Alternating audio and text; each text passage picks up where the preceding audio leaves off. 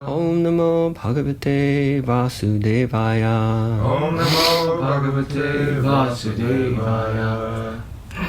We're reading today from the Srimad Bhagavatam, 7th Canto, Chapter 12. And we're picking up from where we left off in the last class on the successful student. So 7th Canto, 12th Chapter, text number 6.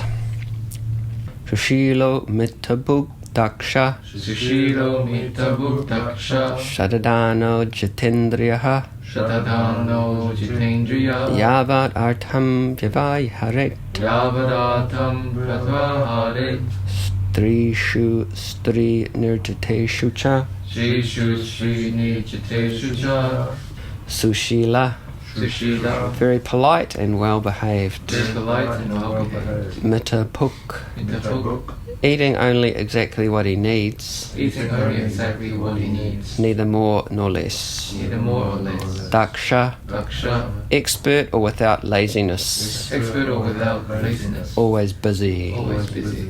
Shadadana, Shradana, possessing full faith in the instructions of the Shastra possessing full faith in the instructions of the Shastra and the spiritual master. and the spiritual master. Jitta Indriya, Chitta Indriya, having full control over the senses. having full control over the senses. Yavat artham, Yavadatam, as much as necessary. as much as necessary. Vyavaharet, Yavadatam, should behave externally. should behave externally. Strishu, Trishu, unto women. unto women. Stri nirjiteshu, Sri Nijiteshu, men who are henpecked, men who are handpicked, controlled by women. controlled by women. Cha, Cha, also. also. Translation. A brahmachari should be quite well behaved and gentle, and should not eat or collect more than necessary.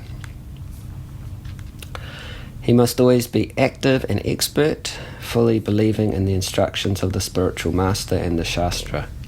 Fully controlling his senses, he should associate only as much as necessary with women or those controlled by women. Purport. A brahmachari should be very careful not to mix with women or with men addicted to women. Although when he goes out to beg alms it is necessary to talk with women and men who are very much attached to women, this association should be very short, and he should talk with them only about begging alms and not more. A brahmachari should be very careful in associating with men who are attached to women. Om Jnana Timirandasya Jnananjana Shalakaya Chakshu Militam Jena Tasma Shri Gurave Namaha. Jai Shri Krishna Chaitanya Prabhu Nityananda Shri Advaita Gadadhara Shivasari Gaur Bhakta Vrinda. Hare Krishna Krishna Krishna Hare Hare Hare Rama Rama Rama Hare Hare.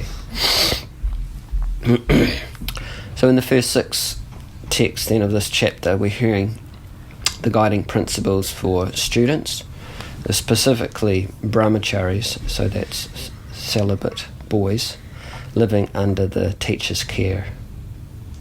We're hearing about particularly the attitude and the lifestyle of the successful student.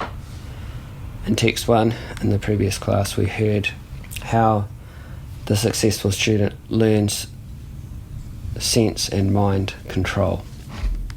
So that was covered in that class. That's the basic principle then of the brahmachari's education. And then in text 2, so we're just going back now to the beginning of the chapter, Narada Muni goes on to say, at both junctions of day and night, namely in the early morning and in the evening, he, the student, should be fully absorbed in thoughts of the spiritual master, fire, the sun god, and Lord Vishnu by chanting the Gayatri mantra, and by chanting the Gayatri mantra he should worship them. So the principle here is that the student imbibes an understanding of the transcendental goal, the actual purpose of his education. He learns many things he learns the Shastra, he learns academics, but the most important thing is he learns that there is actually a transcendental goal that he is supposed to achieve in the human form of life. And so, in order to achieve that goal, as Narada Muni has explained in the first text, he has to learn how to control his mind and senses. Without controlling the mind and senses, there's no question of attaining the transcendental goal of going back to Godhead. Right? Everybody in the world is controlled by their mind and senses. Whatever our mind tells us to do, we just do that. Whatever our senses want us to do, we just do that. That's material life. We think we're in control, right? But actually we're just being controlled by our mind and senses. We think we're independent, but actually we're just dependent on the dictations of our mind and senses. We think we're the master, but actually we're just serving at every moment. Who are we serving? We're serving our mind and our senses. Right? So this is why we cannot have any spiritual realization. So the first thing the brahmachari learns is how to control the mind and senses, and then also that there is a higher purpose of life than simply eating, sleeping, mating and defending. So in this verse we hear how he's imbibing a transcendental goal, being fully absorbed in thoughts of the spiritual master, the fire, the sun god and Lord Vishnu, and he's therefore using his controlled mind to focus on that transcendental goal through these mediums by, in this case, chanting the Gayatri mantra. So in other words, he doesn't just learn to control his mind and senses for material achievements, material accomplishments. The ultimate purpose of that ability of self-control is to focus the mind on the transcendental purpose of going back home, back to Godhead. So Narada Muni explains he does that by being absorbed in thoughts of the spiritual master, etc.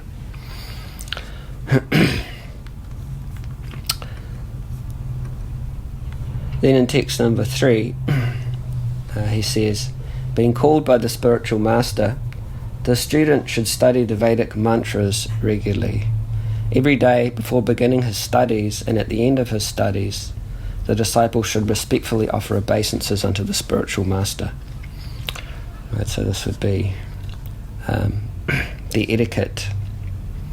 In other words, the student learns as part of his education respect and gratitude.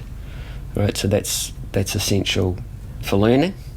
If we don't respect the person we're learning from, how are we going to learn anything from them? Right? And if we're not grateful for what the teacher's giving, then again, how much do we really value what they're giving? And so again, how much are we going to learn anything from them? So that's essential for learning, respect and gratitude, and it's also essential just in life in general. If you don't respect anybody else, if you're not grateful to other people that have helped you or tried to help you, how successful is your life? You'll just be miserable. Right? Because we're all interdependent. Human beings are interdependent on each other. They're interdependent on other living entities. They're interdependent or dependent on nature and other living entities. So if we don't have respect for other living entities and gratitude towards what they're giving us, then we're really living in a dream world. And it's not going to be a very good dream. It'll be more like a nightmare.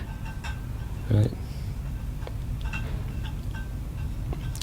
So if anyone offers us any kind of help in our life, then they should be offered respect and gratitude, particularly. And in this case with the student, then, the main object of respect and gratitude is the teacher. Right. Now, one reason for that is not simply because of the knowledge that the teacher is giving, but also because in the traditional culture, the Varnashram culture, then education was free. It's not like, you have to go to get a student loan for, $30,000, $40,000, $50,000, right? How much did your education cost? Well, you don't want to say. Just like tens of thousands? Yeah, 200. $200,000. Yeah.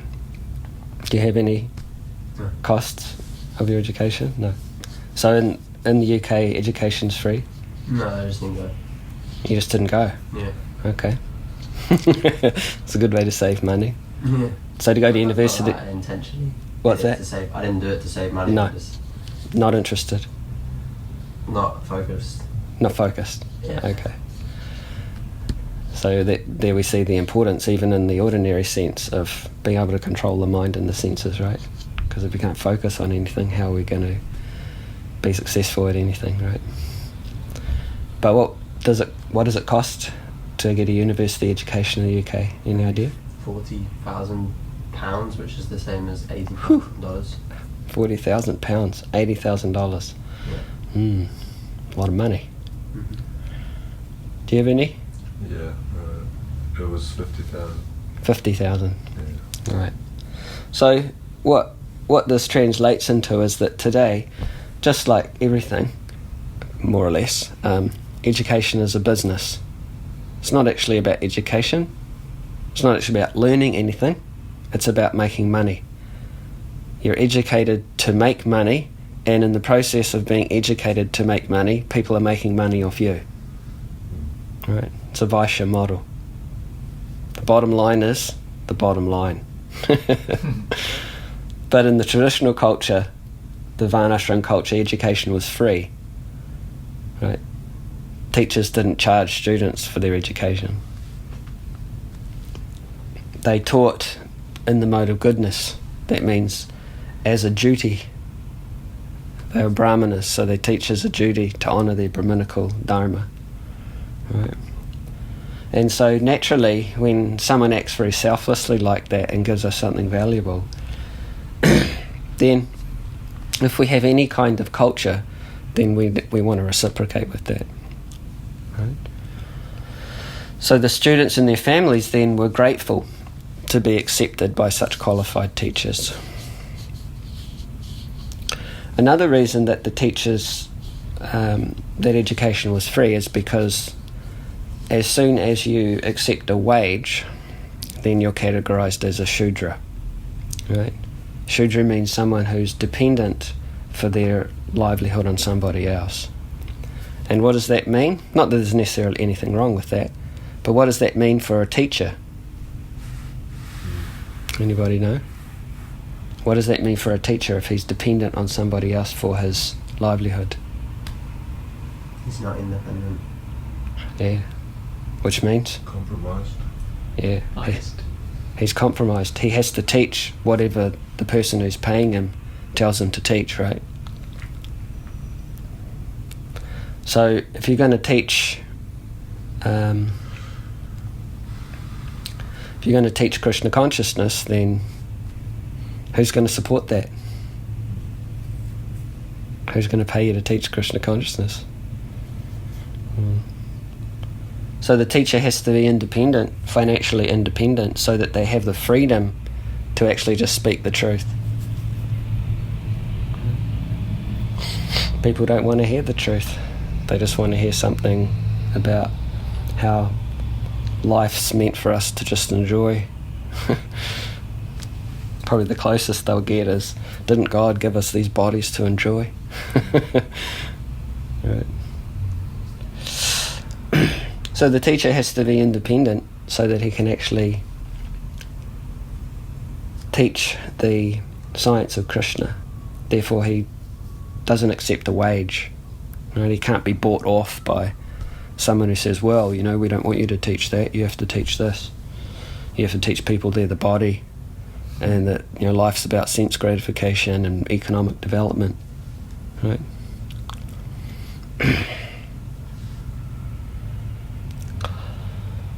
So this dynamic of giving and gratitude between the teacher and the student and the surrounding community, these are natural when the teacher acts in a very selfless way and very kindly for the benefit of the students. They were very natural. And those who benefit from the gift of education, which in a broader context means everyone in the community or everybody in society, they would naturally express their gratitude through respect and making sure that the teacher has whatever he needs to live. And of course the teachers didn't need much. They're brahmanas, so they don't have huge material desires, big inflated desires. They just live very simply because their value is education, is imparting knowledge. So to do that, you don't need a lot.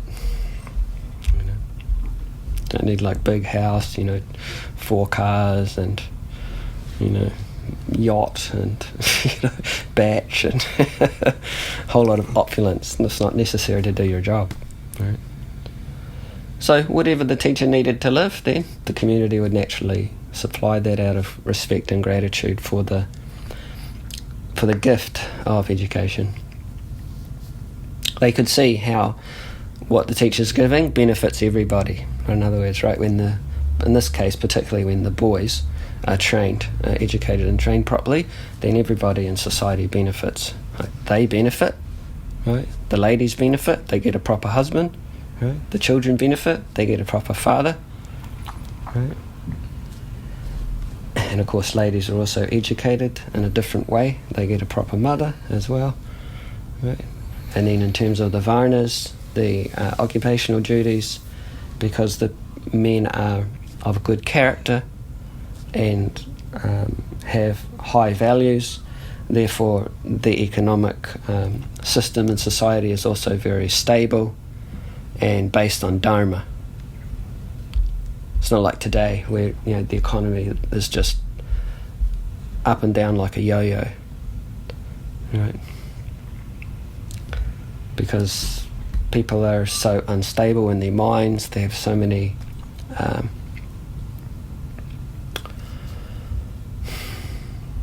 there's just so much lust, anger and greed, right? And they'll just more or less do anything to make money, regardless of the consequences to them or the consequences to society or the consequences to the environment. You just got to get money somehow.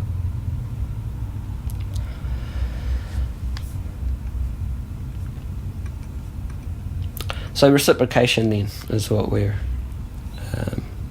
focusing on in this verse. It's a major component of true culture, and so therefore, as we hear here, the disciples would respectfully offer obeisances unto the spiritual master every day before beginning their studies and at the end to learn this respect and gratitude. Then in text number 4, Narada Muni says, carrying pure kusha grass in his hand, the brahmacharis should dress regularly with a belt of straw and with deerskin garments. Of course we don't do that today. He should wear matted hair, carry a rod and water pot, and be decorated with a sacred thread as recommended in the Shastras.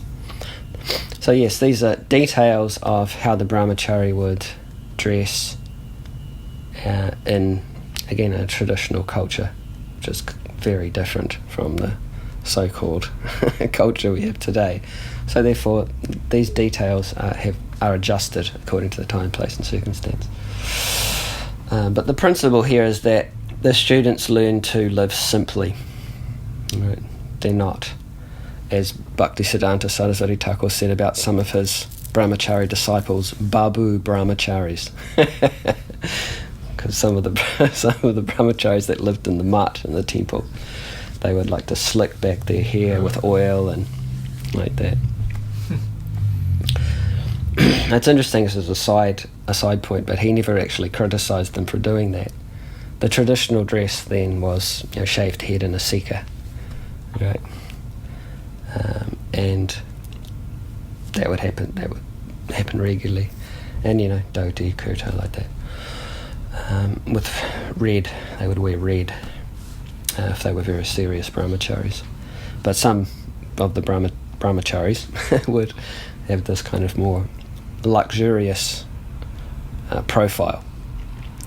But he never criticised them directly. But apparently when some devotees would question him about these brahmacharis, he would say, they're babu brahmacharis.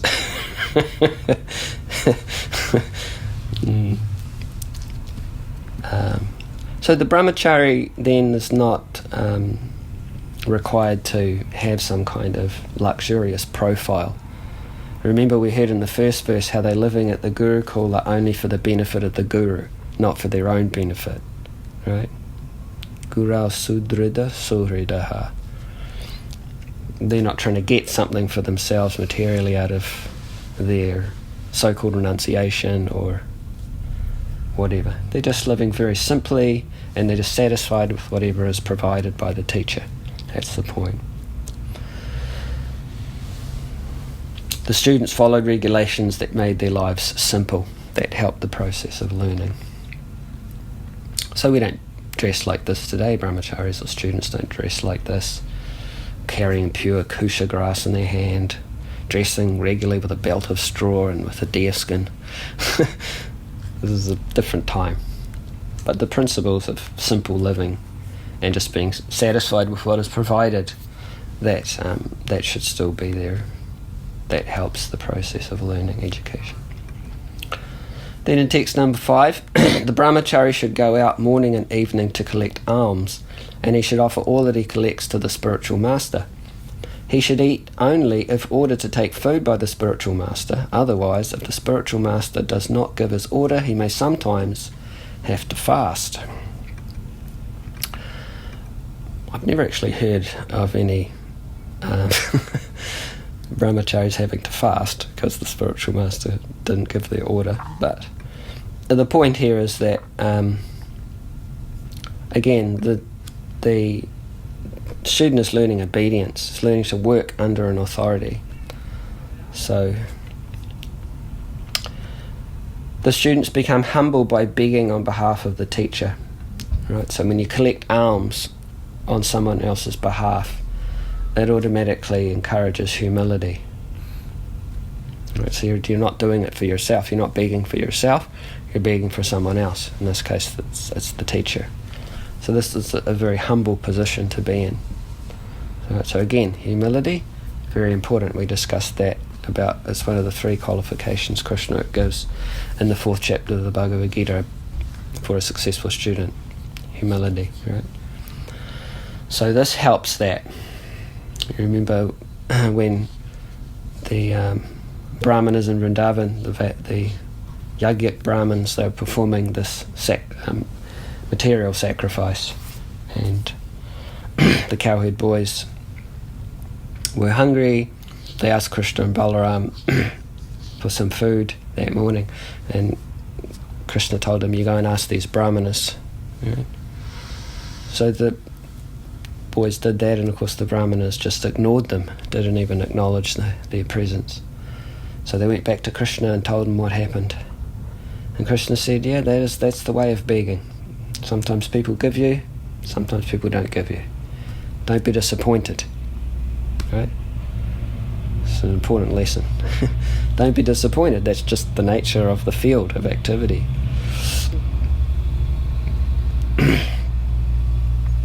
So when students would go out and beg alms on behalf of the teacher, then they would get an opportunity to apply the principles of humility and tolerance that they learnt theoretically, right, during their study.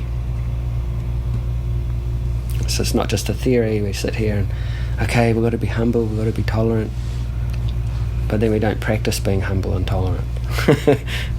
So this is a way for the students to actually practice, and in this way develop their character. Right? humility and tolerance are essential aspects, essential character traits for a successful life, particularly in the spiritual field. Right. And then when the students would come back to the teacher's ashram, then the teacher might ask them about their experience and how they responded to the various people that they met while they were out begging. Right. And so he may ask them, when things didn't go so well, were you able to take shelter of Krishna? Because that's the situation that the student will be in when he leaves the Gurukula. Right? When his education is finished, he's going to go out into the world most probably, and it's not that everything's going to go his way. It's not that things are going to go well all the time. He's going to have to be humble. He's going to have to tolerate, right? Particularly to maintain a spiritual focus in his life. And to do that, he has to take shelter of Krishna.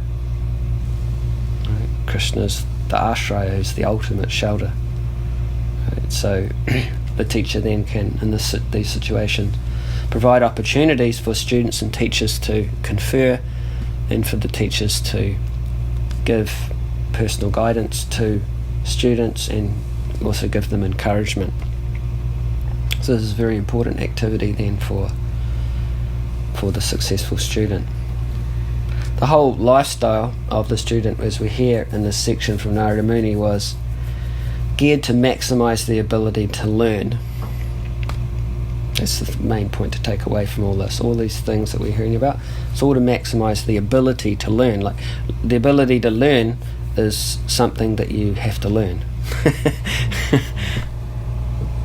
Of course, it helps, like we were explaining in previous classes, if you're at a certain age, because you're naturally inquisitive then.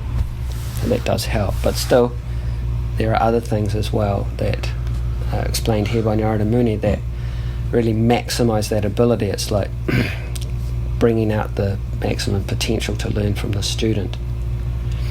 Now, it's not that many people would refuse to give these brahmacharis, these students, anything.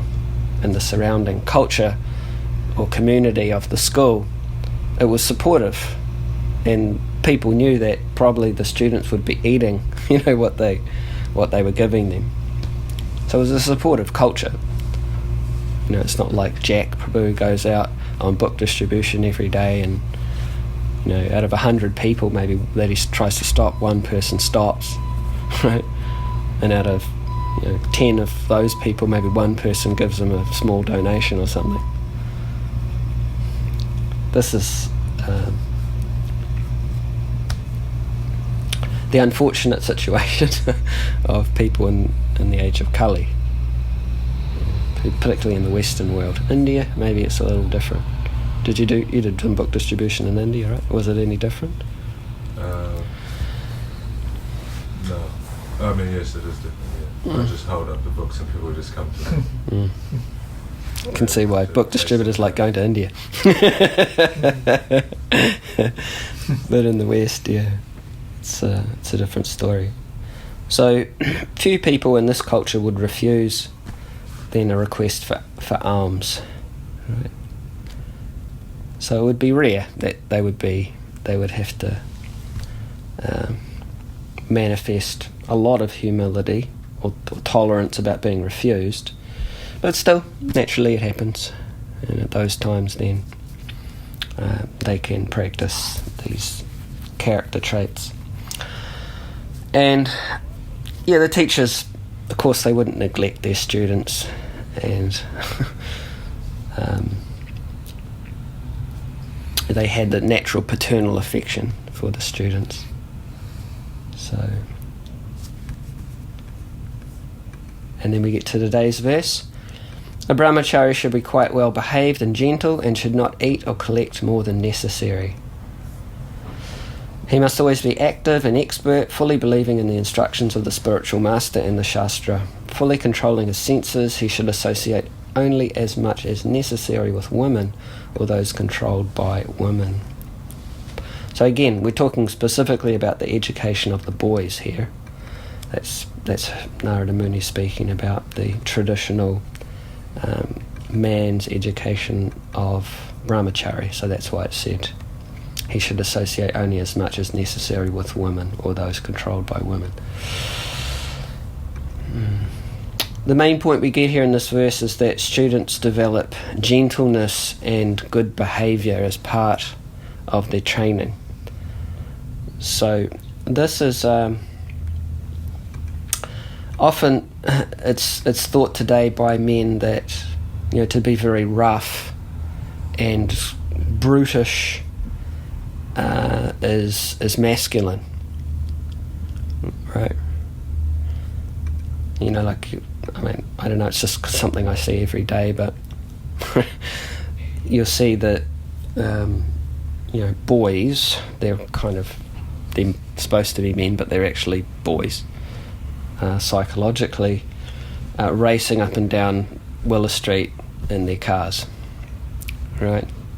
Like, I was walking home on Wednesday night from the sound lab, so this was about 9-ish in the evening, and there were a whole lot of these boys racing their cars, you know, around Victoria Street and these streets around where we live on the way home. So I'm standing there on the corner of the street waiting for the pedestrian crossing, and about 10 cars just race past me and around the corner, of course, accelerating as they go around the corner and just creating a huge disturbance, right, to everybody. It's so loud, right? They're racing cars, basically. Racing cars. And then they're racing the cars as well, right? So this is thought of by the men as being very masculine. You know, I'm expressing my masculinity. I'm showing my peacock plumes by racing my car as fast as possible down the street, right? Of course, sometimes it doesn't work out. Like, I remember once when I was, of course, I'm just getting my own karma back, because this is what I used to do. It's embarrassing to say, but this is what I used to do when I was 17, right? But I remember once, back in the holy territory of Hamilton, in the main street, it was a friend of mine, it wasn't me, but he was telling me, and some other friends that were in the car were telling me how he was in his mother's car, nice car, going down the main street of Hamilton and, you know, revving up the engine. This is on a Friday night, of course, revving up the engine and trying to get the attention of some young ladies who were walking down the street, right? So as he was revving up the car and, you know, putting out his peacock plumes, so to speak, with all his buddies in the car, and looking at the girls as, you know, trying to get their attention, he didn't realise that a BMW had stopped right in front of him at the lights, and he smashed into the back of the BMW in front of the ladies. So sometimes this kind of masculine behaviour does backfire, but still the men think that it's cool, right? They think they're being cool by doing this. Not by crashing, but by imagine how embarrassing that would have been. But by just acting in a very rough, loud, obnoxious, uncultured, inconsiderate way. They think this is being masculine. So what we're hearing here is that actually the real masculine tendency is to be very gentle and well behaved. To have self-control. To be a gentleman, basically. Right? To be a gentleman. And the opposite, the very obnoxious, loud, rough kind of behaviour that men think is masculine today, is not masculine at all. Right? So if we have a look at today's verse, we have a look at the word-for-word synonyms. Srila Prabhupada gives some interesting definitions here. The first word is sushila, which he says is very polite and well-behaved. Right?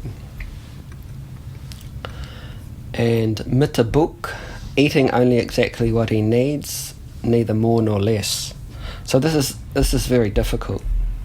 Even you'll see devotees that have been around for many years or even decades, and they still have trouble with this, eating just what you need, right?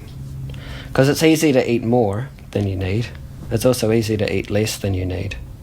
But it's hard to eat just the right amount, and that requires the mode of goodness. Mode of goodness is the balance, right? Mode of passion, mode of ignorance, those are easy to fall into when it comes to eating. But mode of goodness, it takes a lot of work. So if we can learn it when we're young, things like this, sushila, being very polite and well behaved, mitabuk, eating only exactly what you need, neither more nor less, that'll be a really great asset. If you can learn that when you're young, because as we were saying in previous classes, generally what we learn when we're young, it sticks with us for the rest of our life. It's hard to unlearn it, So if it's a good quality, that's fantastic. If it's a bad quality, it's going to take quite a lot of work to turn the ship around.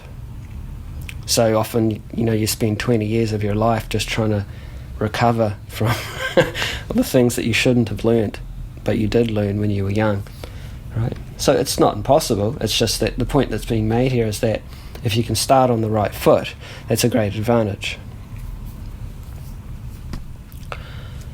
And then daksha means expert or without laziness, always busy.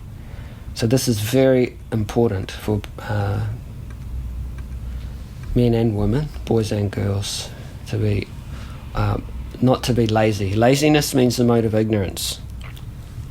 And the mode of ignorance, like Prabhupada explains in the Bhagavad Gita, it's the opposite of the mode of goodness. We're trying to cultivate the mode of goodness.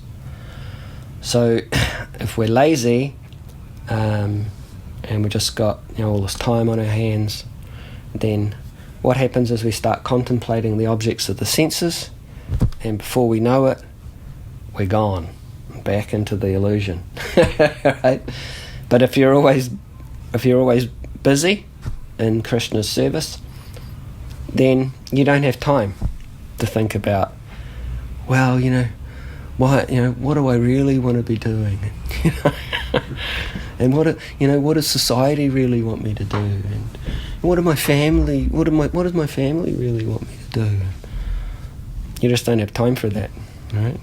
You're just thinking about, what does the spiritual master want me to do? What does Krishna want me to do? Right? And you're not just thinking about it, you're doing it. So therefore you're getting realization. So it's a very important point, daksha, expert or without laziness, always busy. Right? No time for illusion. Important principle. Next one is Shraddhadana, possessing full faith in the instructions of the Shastra and the spiritual master. Yeah, so like Krishna says in the 9th chapter of the Bhagavad Gita, Ashraddhadana purusha dharmasyasya parantapa aprapyamam. Right, so he says, those that are not faithful in this devotional service cannot attain me. Therefore they return to the path of birth and death in this material world. Right? So everybody has faith in something. It's not that just devotees have faith in Krishna, but then everybody else doesn't have any faith. Everybody has faith in something, because faith is shown through what you're doing. Whatever we're doing is what we have faith in, because we don't know whether what we're doing is actually going to produce the results we want.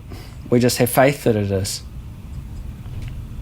In other words, because we can't predict the future, it means that we have faith in whatever we're doing now, that in the future this activity will produce for me something valuable, something I want. Right? So everybody has faith in something. So the student, the successful student, learns to put their faith in the instructions of the Shastra and the spiritual master. They understand, I've got imperfect senses. I make mistakes. I'm subject to illusion. I can cheat other people, and I can be cheated myself. And I can even cheat myself as well. But the Shastra and the spiritual master, they're perfect authorities. So if I put my faith in them, then naturally I'm going to get a perfect result. So Shraddhadana, possessing full faith in the instructions of the Shastra and the spiritual master. Citta Indriya, having full control over the senses. So we discussed that before. Yavat Artam, as much as necessary. Vyavaharet, should behave externally. Strishu, unto women. Stri Nirjiteshu, men who are henpecked, controlled by women. Cha, also. So, fully controlling his senses, he should associate only as much as necessary with women or those controlled by women.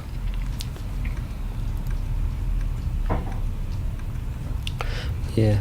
So this leads us into the next section, which is guidance for all the ashrams, not just the student, but all the ashrams, regarding male-female interactions. So we discussed in the previous class as well how celibacy is essential for particularly spiritual education. And so for this reason, then, this lifestyle regulation is there. The student associates only as much as necessary with women or those controlled by women. And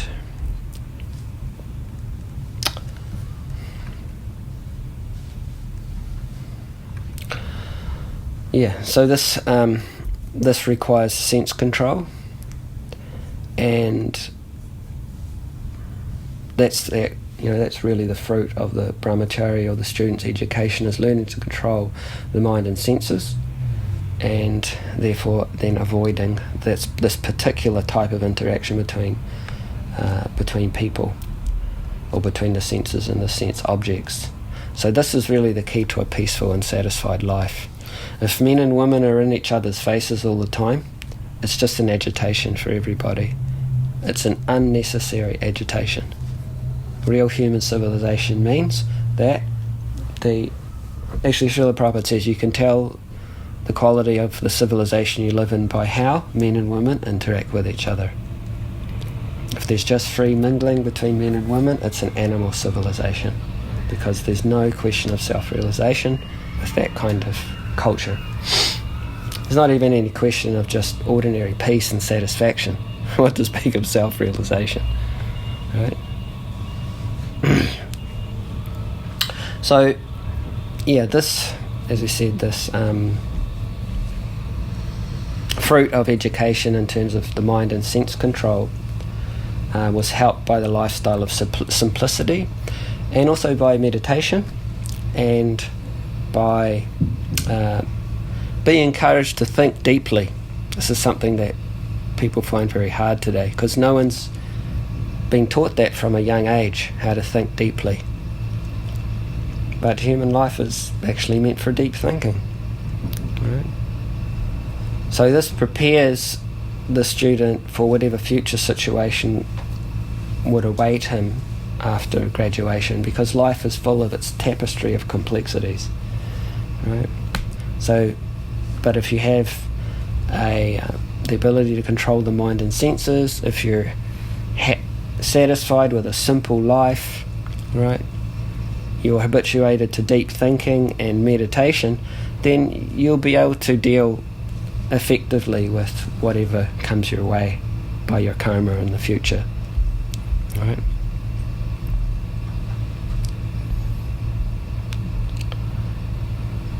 And in the traditional culture then, the teachers were very kind, right?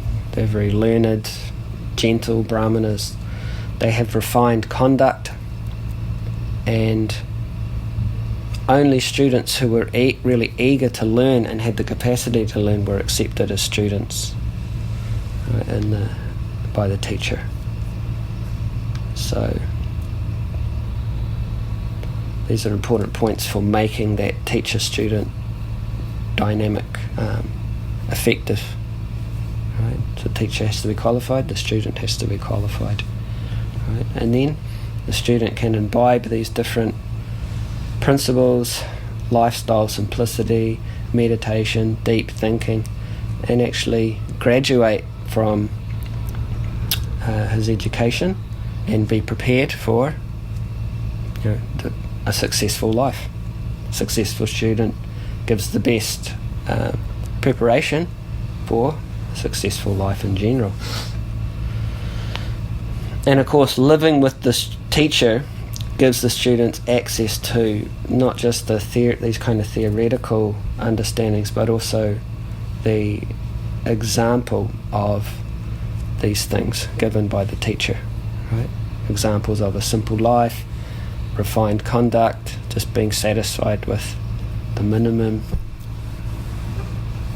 So this is very valuable, because people follow more what we do than what we say. There's that saying, you got to walk your talk.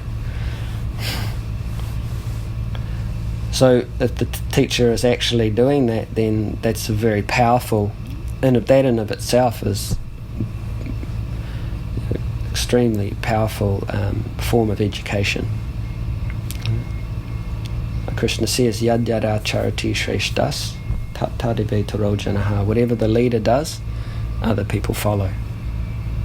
You can see today in the world, just in, you could say, the context of, because there's different fields of leadership, but if you look at, say, politics, because many of the leaders in the world are acting in a certain way, many people are following them. All right, they're following their example. And the example is not very progressive, even materially, to speak of spiritually progressive. Or in the field of arts, people follow the lifestyle of their favourite artists. Even like, I know there was back when I was probably in my around 20, I mean, there was one singer from a popular band at the time, and him and all his group of band members and that whole scene, they were all heroin addicts. And he said, I don't want anybody to follow what I'm doing. Problem was, everybody that was more or less a fan of his music was following what he was doing. Right? And he ended up, writing many songs about friends that overdosed on heroin, and then he himself did it. So that's the reality. People follow not so much what we say, but more what we do. So in this context of education, if the teacher has an exemplary life, then it's a very powerful form of education. Right? And then when the student graduates from their education, it's very easy for them to be reassimilated into the culture without having to compromise their principles and their values that they learnt, because the culture was supportive. Right? So the tradition of the culture and the norms of the culture that surrounded the school was harmonious with what the school was teaching. So in other words, society appreciated such a student who would graduate with this kind of education and training, and the student didn't have to compromise his values just to get a job or get married or something like that. Right? It was a very nice harmonious relationship there. And we'll just finish by having a look at today's purport. Prabhupada said, a brahmachari should be very careful not to mix with women or with men addicted to women. Although when he goes out to beg alms it is necessary to talk with women and with men very much attached to women, this association should be very short, and he should talk with them only about begging alms and not more. A brahmachari should be very careful in associating with men who are attached to women. So again, this leads us into the next class. I think we just have one more class, text 7 to 16 of this chapter. In the text 7 to 12, we're looking at the guidance for all ashrams regarding male-female interactions. So we may wonder why Prabhupada makes this point again at the end of the purport. A brahmachari should be very careful in associating with men who are attached to women. Should be obvious why the brahmachari shouldn't spend a long time talking with women. As we hear in the next verses, the men tend to melt in the association of the opposite sex, It's interesting, actually. Narada Muni doesn't say that the man's influence on a woman is something to be concerned about. He says it's the other way around. The woman's influence on a man. In other words, women are very powerful, like fire is very powerful. Right? It's like when you're dealing with fire, you can't be inattentive. That's why at least a couple of times a day we have a fire engine just racing down Willis Street here, because they've got a huge department to deal with fires, right? Because it's just, and when they get a call, they just take off, like full speed, because it's just something you have to be very careful with. If you're not, then there's a huge disaster. So Narada is going to explain that the men have this tendency to melt like butter put next to fire when they're in the association of the opposite sex. So it should be obvious why this point is made. But then what about the point about men addicted to women? Like, what's the problem with that? What's the problem of the brahmachari or the student associating with men who are addicted to women? What could be the problem with that? Who knows? Anybody? Obviously, if he associates with women, there's a danger. But what's the danger in associating with men who are attached to women? They get contaminated by their aspirations to associate with them. That's true. They get contaminated by the man's association, because the man has that particular tendency to exploit women, and often men are men say things to other men about women that they don't say to women, right? These are things that women often don't know, is the way that men talk about women when they're just with other men. You guys know what I'm talking about, right? Yeah, it's not very nice. So there's that, and then in other words, the brahmachari or the student can be influenced by that. Also, because when a man is around a woman, he can, if he's intelligent, then he'll guard himself. He'll know that I'm in a dangerous situation here, and I should be careful, right? But when he's around men that are attached to women, he's not necessarily that careful, right? Because he thinks, well, what's the danger? There's no women around. So for that reason, he can actually be more vulnerable to the, you could say, evangelical nature of a man who likes to exploit women, because he's not guarding himself necessarily, right? So this is why Prabhupada says a brahmachari should be very careful in associating with men who are attached to women. So we'll continue on in the next class. It'll be the last one, I think, on this topic of the successful student. Hopefully it's been a little helpful. Anybody have any questions?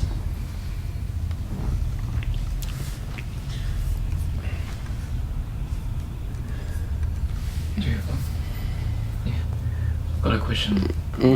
So when it first says that a student is not lazy, in the purple, I think, is the first. He's expert. Expert. Yeah, which okay. Prabhupada translates as, he says, expert or without laziness, always busy. Yeah.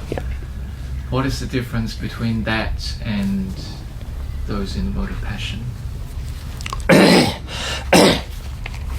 The mode of passion, people are busy, but they're busy for their own purposes. They're busy for material advancement. That's the mode of passion. Krishna says, Rajo ragatmakam vidhi trishna sangha samudbhavam tadnabadnati kontaya. No, that's not it. Is it? Kama sangena dehinam. The mode of passion is born of unlimited desires and longings, O son of Kunti, and because of this, the embodied living being is bound to material fruitive actions. So in other words, you have these inflated desires of what you want from the world, and because of that you have to work very hard. Right. So you're busy, but you're busy to fulfill your material desires. Whereas someone in the mode of ignorance, Krishna says, that's the delusion of all embodied living entities. Those conditioned by this mode are burdened by madness, indolence and sleep. Pramada, lasya, nidra, bis. Pramada, madness, alasya, laziness, and nidra, sleep. Those are the symptoms of the mode of ignorance. So neither of them are favourable for Krishna consciousness, but the mode out of the two, the mode of passion is more favourable because at least you're active. And therefore, if you're fortunate, you can be directed towards acting in the right way. But in the mode of ignorance, you're not even active. Right?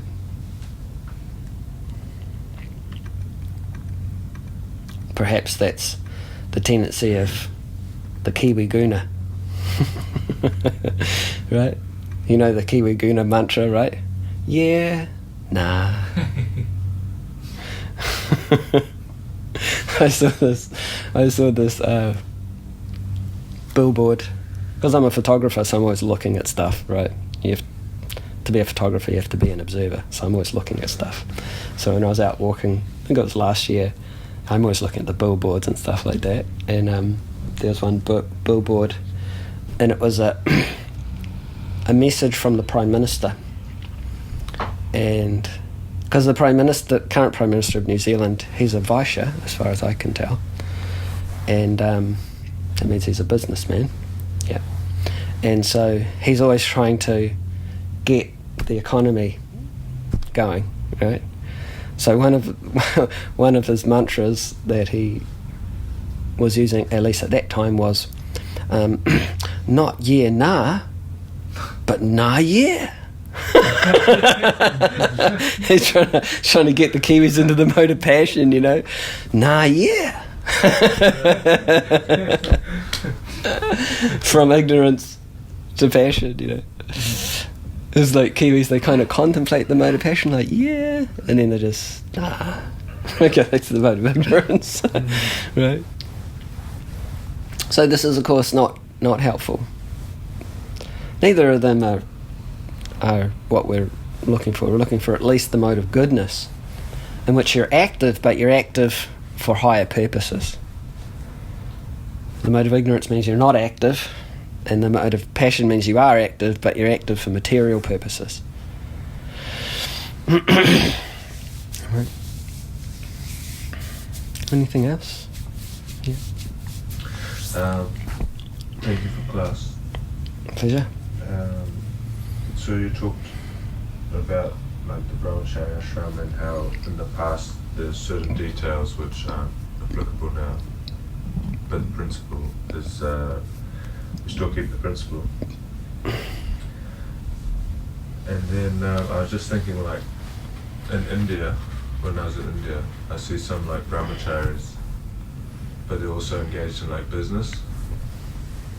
Like they're older brahmacharis, also not like young brahmacharis, but they're also doing business, like negotiating to buy and sell buildings and all this kind of thing. Mm-hmm. So yeah, I was just wondering how to view that.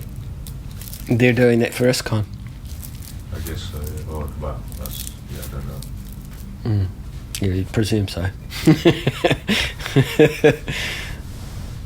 Yeah. I guess my question is that can that be an activity for a brahmachari? if it's done, I suppose it's done for us in the right consciousness. Yeah, the principle is that the brahmachari works under an authority, right? So if the brahmachari has those skills and it's required and it's authorized, it's required for a particular project and it's authorized, then it's not a problem. But if the brahmachari starts coming up with his own idea, hey, I was chanting this morning and I got this idea to do some property development, or something like that, then, some business or something, and it's not authorized by the spiritual master or, whoever he's working under immediately, then, that's, at least according to Narada Muni's description here, that's not a brahmachari, that's a grihasta, right? And even, like I said, even in Bhaktisiddhanta Saraswati Thakur's time, he had what he called babu brahmacharis. So, but anyway, at least according to the description that we get here from Narada Muni, then these are the principles that the brahmachari, if they want to be successful, they follow these principles. Right. Otherwise, you'd have to look into specific circumstances and things. But the main thing is to work on behalf of the Guru. That's right. And if you're doing it for yourself. That's right. That's what we heard in the first verse. Gurau Sudrida Suridaha. Right. He lives with a great vow. The brahmachari should live in the Gurukula only for the benefit of the Guru. That's the point. Not for his own benefit. Prabhupada puts in the print. And the synonyms, not for his own benefit. He's living there for the benefit of the Guru. So for the benefit of the Guru, he's begging alms. He may do so many services, right? Obviously, services that require, and there's some services that any brahmachari would avoid, like cultivating ladies, for example. That is if they want to remain a brahmachari. But otherwise, he's supposed to be expert, right? So they're not like Buddhist monks or something that just head off into the mountains and you don't see them again because they merged into the void at some point. Our principle in general is yukta vairagya, using everything in the service of Krishna, right? So it's that the different ashrams have a different, generally, there are some different, there are different approaches to that principle of yukta vairagya, that's all.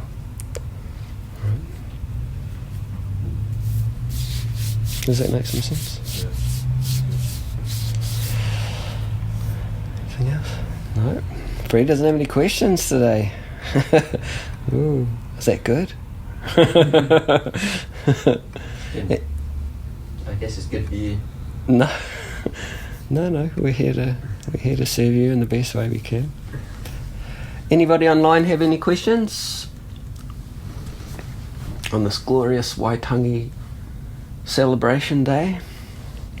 Hare Krishna. Hare Krishna, Sean. Hare Krishna, Prabhu. Thank you for your class. Pleasure. Hey, I was just wondering if you could elaborate on what it means to associate with someone, because it seems that, at least at a basic understanding, it seems this instruction that we shouldn't associate with men that are too overly attached to women. It can almost seem like that's what we're doing on a daily basis with our outreach at Bhakti Lounge. So, but I was thinking maybe there's more to what association actually means, whether it's like you take someone's association or you give it. I was just wondering if you could elaborate on that a little deeper. Yeah, it's a good question. Yeah, it's a question that comes up often in relation to outreach, is what is actually meant by association. The basic principle is that we try to give our association and we don't take on the association of others. If we have the intention to do that, then we're not associating in that sense with people. our intention is to give our association to try and help someone come closer to Krishna this way or that way, then with that kind of attitude, with that kind of approach to a relationship, then we'll be protected. We won't be contaminated by other people's materialistic concepts. The points here that also in the verse, Prabhupada translates yavat artam as much as necessary. That's something to think about when associating with non-practitioners. Am I associating with them only as much as necessary? You can ask yourself that. The next word is vyavaharet, should behave externally, right? So this is very important. Should behave externally, strishu unto women, stri nirjiteshu, men who are henpecked, controlled by women, right? Behave externally means that you keep a level of formality. It's like, let's say you go to the market to buy something. Now, when you're talking with the merchant, is it a very intimate, personal interaction? A very deep, intimate, personal, emotional experience? Or is it something that we just do as a necessity, and then once we've done the business we move on? Right? Like this word yavat artam, as much as necessary. Right? So vyavaharet, should behave externally. In other words, just as we're dealing with, a shopkeeper or a merchant at the market or something, we're polite, right? Brahmachari should be quite well behaved and gentle, right?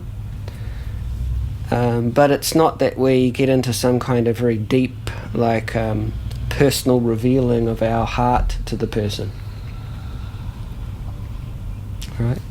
That would be then opening yourself up to take on their association. So we don't reveal the mind in confidence and inquire confidentially from people, right? We do that with devotees. That's the point.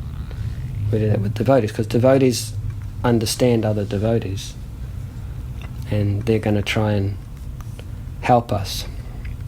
But you try and do that with a non-devotee, and they'll just, it's quite likely they'll just tell you that you're crazy. Reminds me of that article by Prabhupada, Who's Crazy?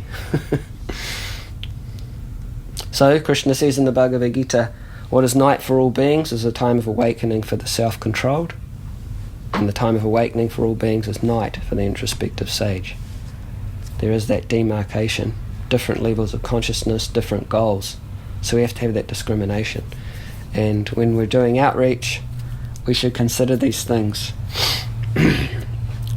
Am I associating with people as much as necessary?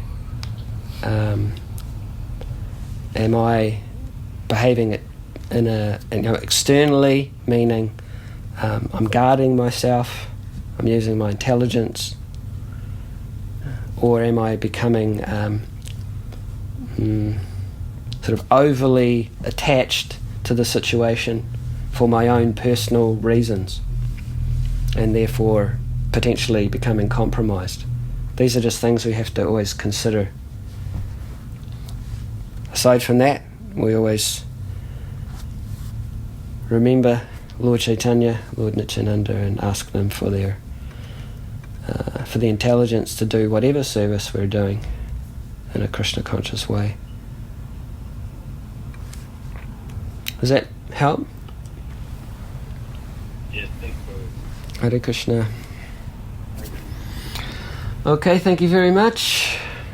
Grantaraj Srimad Bhagavatam ki jai, Srila Prabhupada ki jai, Shri Giriraj Maharaj ki jai, Gaur Premanandi.